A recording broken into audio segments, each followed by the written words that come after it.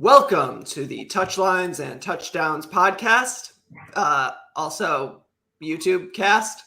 The world's first and therefore greatest football mashup podcast. We are part of the Touchline Media Group. There's a dog in the background of Stumpy's stuff.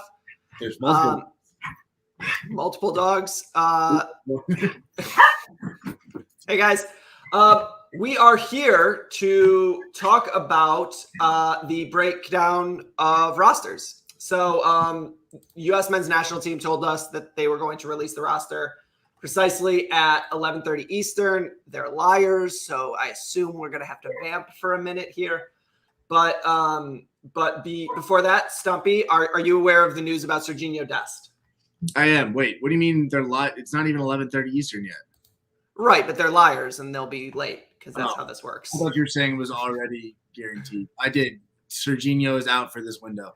Correct. So our whole brand about all right back everything, and we need everybody who can play right back. Not a joke. It was never a joke. It was never a joke. So what are you thinking? Are you thinking that this is Scally season? Yeah, I mean it has to be, right? Somebody. Well, I mean, I guess it doesn't have to be, but could be Kyle Duncan season. Well, I don't want it to be Kyle Duncan season. Somebody needs to step up and make a difference. And I guess if I were a betting person, it would be Joe Scally. Or I guess Jedi can make a mark, but hopefully not. I mean, we're back to what we were talking about with Ben, right? Like, you don't really want your defenders to be doing that much anyway, so hopefully it's not an issue. I mean, would you say that the Jedi might have an impact on the young Glenn? Shut up. Okay, so we so much. Yeah, I know. So we also, while we're here, England did release their roster. Yeah. So I'm just gonna share screen right quick here, and we can look at this until America does their thing. So as you can see here, Jordan Pickford still on the roster. I find this very funny, not because he's bad with England. He's usually pretty good, but because he is the weirdest example. Like, I'm trying to think of an example from American sports where a guy plays so differently for the net. Oh, it's Melo. It's Olympic Melo. Yeah, it's Olympic Melo. It's Olympic Melo. Also, FIFA America, you're right. We've been pushing this for a long time. At least a year. At least a year. We would love nothing more than a full 11 of right backs. We broke it down once, and basically, as long as we can get Giassi Zardes at the 9, everybody on our roster has played right back or right wing back for an extensive amount of time. Obviously, Christian deputized as a right wing back in the early Tuchel days. Tyler Adams played there a lot. Everybody works. So we're right there with you about that. But so the England roster, as we can see, from like my point of view, is they talked a lot about like how form matters. Like Gareth Southgate talked a lot about like form is really important here, and then he called up Harry Kane, which I find very, very funny because Harry Kane is really bad right now. Yeah, but he's still Harry effing Kane, so like I don't know if that's a bad call. I don't like what they're doing to what's his face, Jadon Sancho. Like, I would feel bad for him if he's not forever associated with Christian Pulisic, and because those two will be compared to each other their entire Premier League careers. Probably, because of the Dortmund connection, and also they came over for like roughly the same price, and like. Like it's like one of those things where it's like accidentally I'm a Jadon Sancho hater.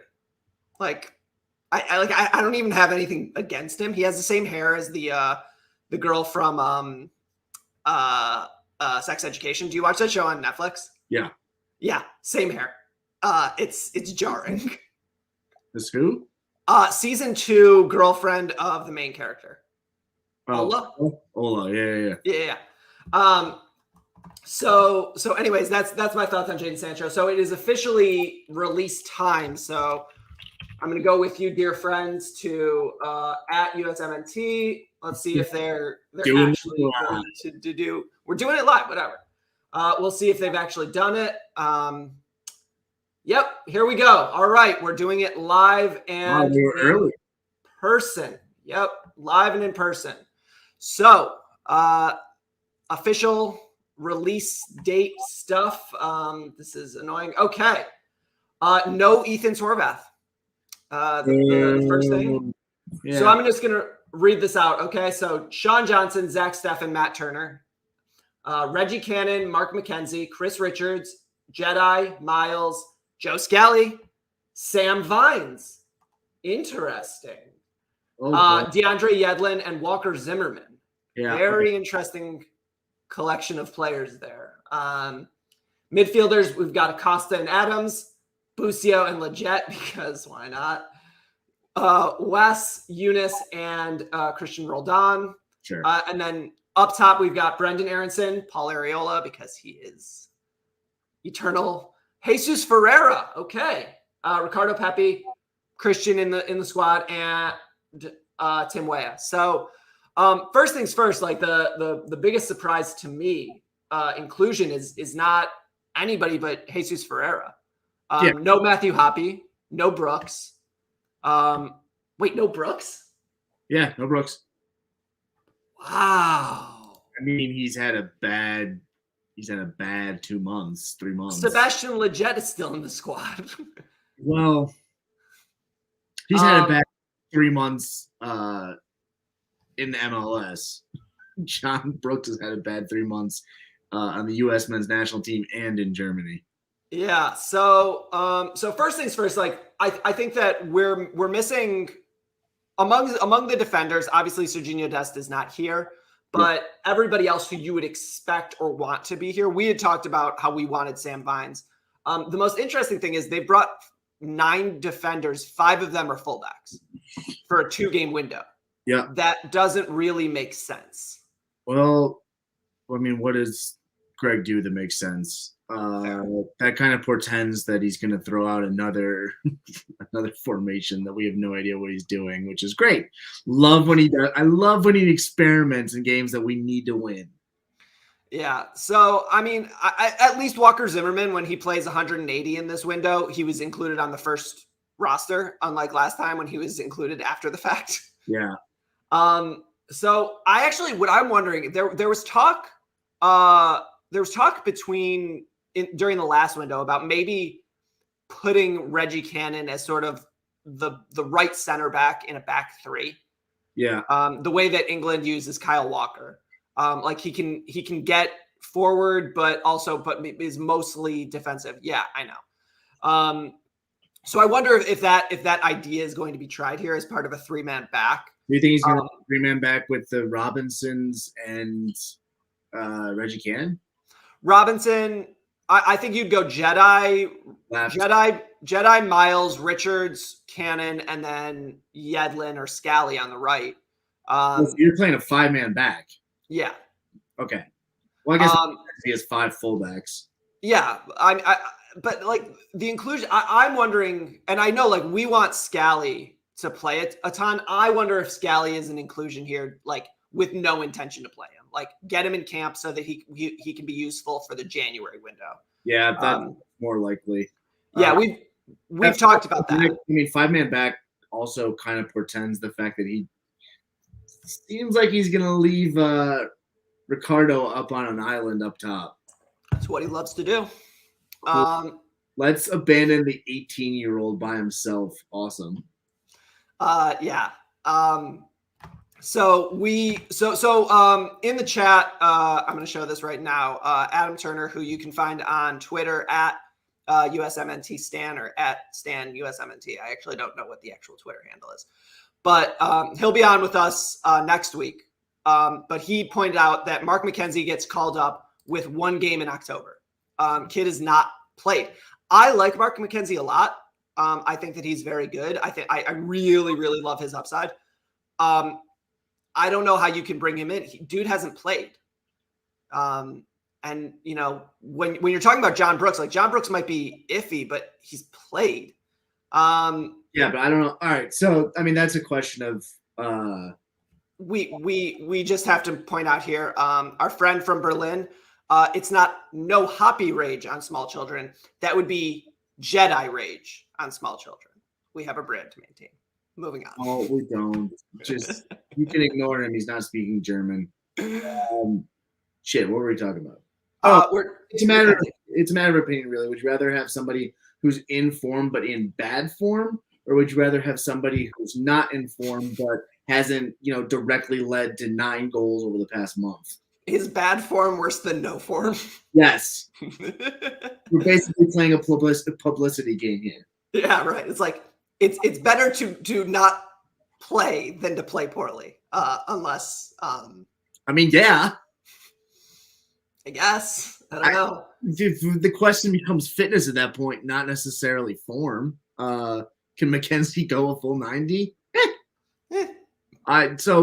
Just based on saying that, like McKenzie's probably going to be an option off the bench for both. He's probably the 4th center back here, which we would have assumed anyways. I think that you probably go against Mexico. You go with your 4-3-3. You MMA midfield, probably Yedlin on the right, probably Jedi on the left, Miles and Richards. Although I wouldn't be shocked if it's Miles and Walker against Mexico because Greg does like his experience. Yeah, I think Walker's getting in there. Which is bringing Walker just to sit him this time. No, I mean he proved it last window. But he's going to do what he's going to do there. So I think in terms of there were some surprises. I think the amount of fullbacks. Honestly, I'm willing to bet that this was a 24-man roster before somebody looked at Greg and was like, "You need to bring Joe Scally. Like it's a problem. You need to bring him." Maybe. I mean, we don't give Greg a lot. We don't give Greg a lot of credit, but I mean, there is evidence that he does follow news on Twitter, and pretty much everybody from U.S. men's national team Twitter has been calling for Joe Scally for 2 months. So I'd like to give him a little bit of credit that one of his burners, picked up on that after he figured out that shirtless or collarless shirts are the way to go. Oh, Greg long collars. Yeah, no, that was really Colangelo's problem, was just the collars. So talking about the midfield, no, I think the only midfielder who dropped from last time, and someone in the chat can correct me if I'm wrong, is Luca. Luca de la Torre, not part of the squad. But the rest of it is more or less what we expected, and I think that the plan is probably to go 180 or start the same midfield both times. And hope that you can get up on Jamaica and get them a rest. But I don't know that you can take either of these games lightly. And I know that the MMA midfield is going to start against Mexico. I mean, you can't take either game lightly, but that doesn't necessarily mean that Greg's not going to. Fair point. Yeah. So I think what we're looking at here. I mean, do you think based on your read of the situation, are you cool with Luca de la Torre being left out because he might not play in a 2-game window? I mean, he's clearly not the first backup at either 8 position. Yeah, so I don't like leaving anybody out that I think is going to be a key piece to the future. Whether or not he's going to play is a different question. I guess the idea is to give him rest. And don't make him come back from – where's Luca? Is he in Netherlands? Netherlands, okay. Yeah, I mean, that would be kind of a pain if you're going to bring him all the way from the Netherlands for a 9-day window just to sit around. But at the same time, like, it helps – like we've talked about, Greg makes decisions based on what he sees in camps. If Luca's not in camp, Greg's not going to have more information on which to make his decision. So I think – usually I would default to prefer to have guys in camp over not have guys in camp. But if the idea is just that you don't want to pull them back from the Netherlands for 9 days of training and no games, like fine, whatever. And he's been playing a ton for Heracles. I'll admit I watch comps. I don't watch the actual games because I have to do work at some point. No, I don't. But he just went 90 and apparently put in a huge performance against Ajax over the weekend. And so I think the theory with him is what we said last window with Joe Scally, where it was, we're not going to bring him in because we don't want to screw up his relationship with his team as a young player who's playing a ton. So like leave him there, make sure he's entrenched. Joe Scally can leave Gladbach and come back and still play because he's established that over the last couple of months. Yeah, it's kind of good. Yeah. So I think that's maybe what's going on there. I don't think that we need to talk about Sebastian Lletget at all. And I think in terms of Acosta, we talked about this, right? Like Acosta is your backup 6 because there is no better option. Busio ideally is the first 8 off the bench. Roldan's not an 8. I don't know why they keep calling him a midfielder. He never plays there. Check everybody. I don't know. I mean, he never plays in the midfield. He's always played as a backup winger, which brings us pretty seamlessly. You like that segue? Yep, that was really smooth. Yeah. To the winger. So obviously the big name not here is Gio. Still hurt. Hopefully we'll be back after the next window. But Dortmund actually has like a sort of a huge injury problem right now. Yep. All of their players are hurt. So I think that there was a report out of Germany that Dortmund was like, you know what, like we just need to get to January. And so he might not even play until after the new year, which is fine for America purposes, but not great for Gio. But get healthy and hopefully he'll be back soon. So that leaves as your wingers, Aronson, Areola, Pulisic, and Weah. So three out of our top 4, and then Areola again instead of Conrad. Yep. I think that you start against Mexico. I mean, who knows what Greg will do, but I think Christian obviously, and then I think you want to. I would want to put Weah out there because I think that you want the speed. I was gonna say Weah. Because Aronson is great for possession. He tucks in really well. Obviously, like I love Brendan Aronson. I think he's really good. But I want that speed over the top because I don't want Mexico creeping up when they have the ball, and condensing the field.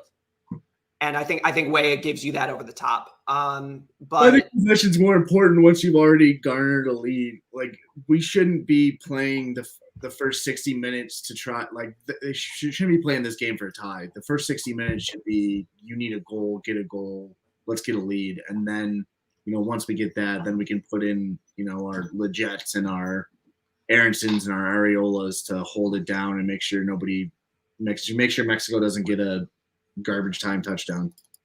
I mean, I would love to, and obviously there's a lot of hate of Areola within our part of U.S. men's national team Twitter, at least. But I actually think at the end of a game, Paul Areola is super useful because running at tired legs, and he's just an energizer bunny. Like it's annoying, and and having him in the counter press, especially if you've got a lead, is super useful. And Aronson's good at it. Way is good at it. Christian's not because he doesn't play defense, but he doesn't need to. We don't pay him to play defense. We pay him? Yeah, it's subject of a pretty big lawsuit. Yeah. We support people pay for the better national team. If you win World Cups, you should get paid how you want to get paid. Yeah, paid at least the same, if not probably we should be paying the women more. To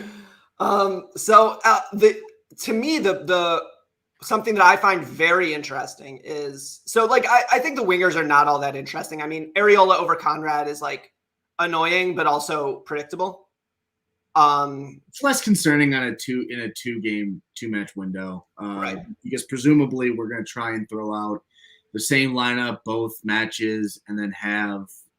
I mean, like Ben was saying, I don't know, like 2 weeks ago, 3 weeks ago, whatever. I think Arriola makes a lot of sense as a situational reliever, like a closer.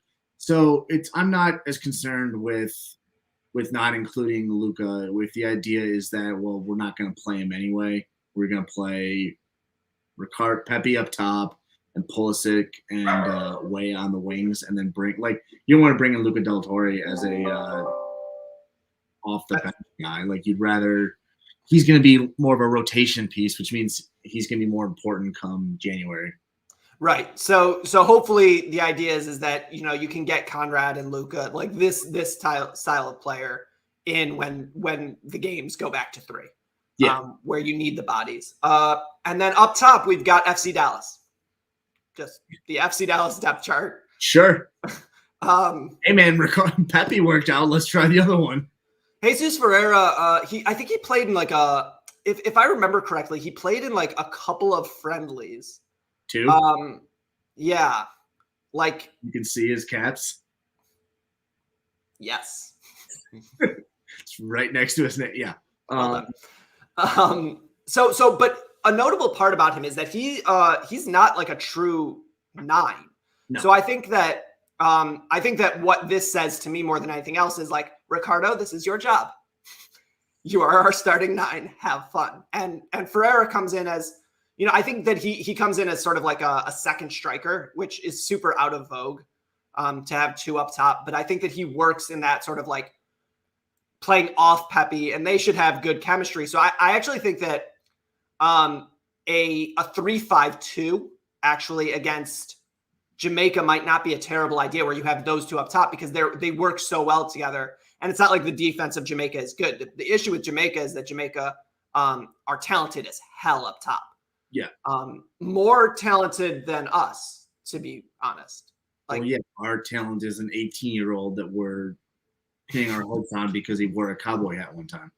And their talent up top is Mikel Antonio, who's really freaking good. Right, like world class. Well, hey man, standing for West Ham United. But anyway, so I think that I don't know about you. I'm pretty disappointed that Matthew Hoppy's not here. Yeah, I don't know what's going on with that. I don't know. Well, he's not playing for Mallorca. There was a report that maybe he was hurt. It doesn't matter that McKenzie's not playing, but apparently it matters that Hoppy's not playing. I'm not really sure how that works. I mean, he's hurt. That kind of, I feel like this kind of confirms that he might not be like injured, but he might be hurt, and it's like it's not worth. Every time we bring in a winger to play in a window, we end up losing somebody to a hamstring. So let's let him take this one off.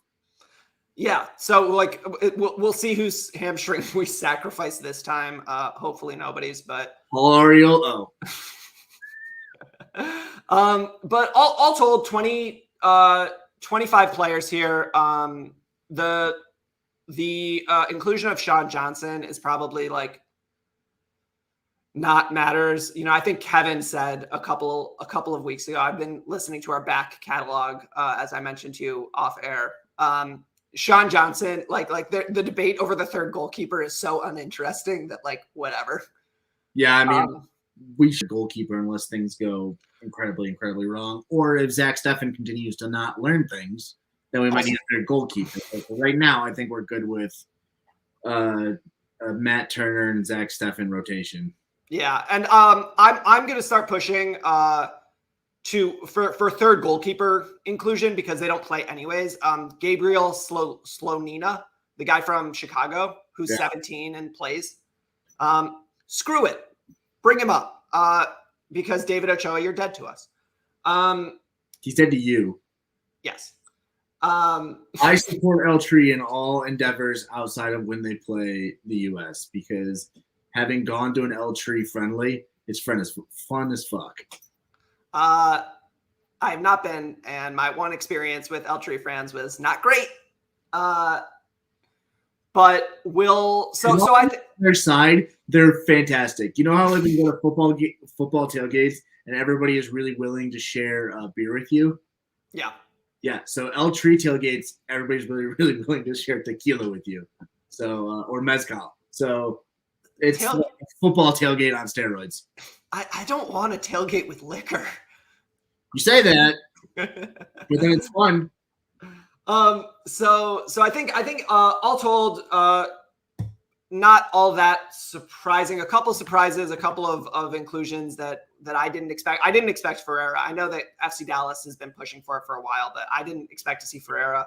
I'm surprised to see 5 fullbacks. Sam Vines' inclusion was actually pretty surprising to me as well. Yeah. So thanks for sticking with us. It's like 9 a.m. where I am, so I should probably like put on a suit and get to work. Stumps, thanks for coming on with us, and we will be potentially live later today to do a full window preview. If not, you can check us out on our audio feed, which is on Apple Podcasts, Spotify, all of it. We'll be back live or back with a new episode Monday morning. In all the ways that we normally do. So thanks for sticking with us, and we'll see you guys next time. Deuces.